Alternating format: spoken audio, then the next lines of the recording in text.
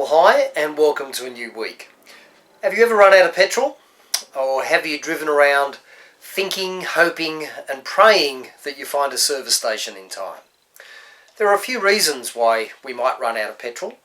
Not starting out with a full tank, being too busy to stop and refuel, ignoring the owner's manual and pushing the car further than it was created to go, being unaware of hidden leaks in our fuel system.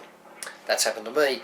Being in a hurry, not paying attention to the gauges, being overloaded and perhaps using more petrol than we normally would, or assuming the limits of the tank don't apply to me, not knowing where to find a petrol station, not knowing how to refill your tank.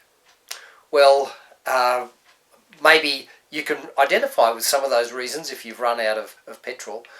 But of course, I'm not really talking about running out of petrol. I'm really asking, how are you? How are you emotionally? And how are you coping with life at the moment?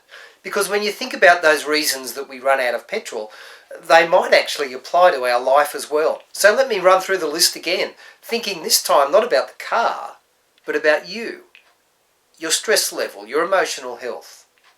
Not starting out with a full tank. That is not really being in a strong and healthy place to start with. It's an indication that we might be vulnerable. Being too busy to stop and refuel. Yes, many of us would say that describes us. Ignoring the owner's manual and pushing my car further than it was created to go. Isn't it interesting that God worked 6 days and rested on the seventh? Not all of us follow him in that way. Being unaware of hidden leaks. These are the stresses that nag at us. Being in a hurry. Not paying attention to my gauges. Yeah, often if we're going downhill, if we're facing times of burnout and stress, we have some signs, but we don't necessarily follow them. Being overloaded. Assuming the limits of my tank don't apply to me. You know, everybody else needs a rest, but not me.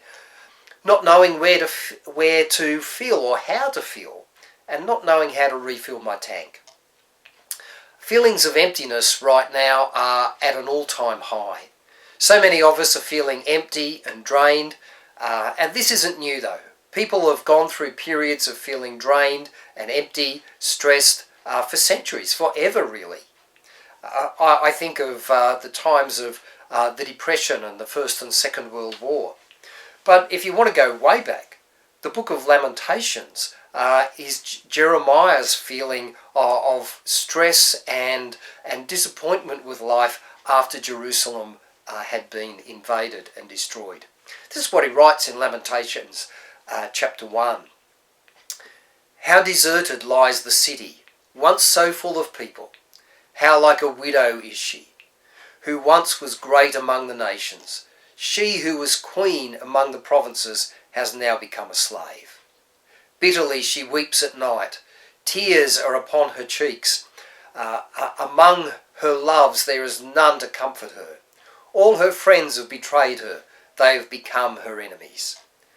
After affliction and hard labour, Judah has gone into exile. She dwells among the nations. She finds no resting place. All who pursue her have overtaken her in the midst of her distress. Ultimately, we need to fill our emptying tanks. And Peter said to us in 1 Peter 5:7, cast all your anxieties on him because he cares for you.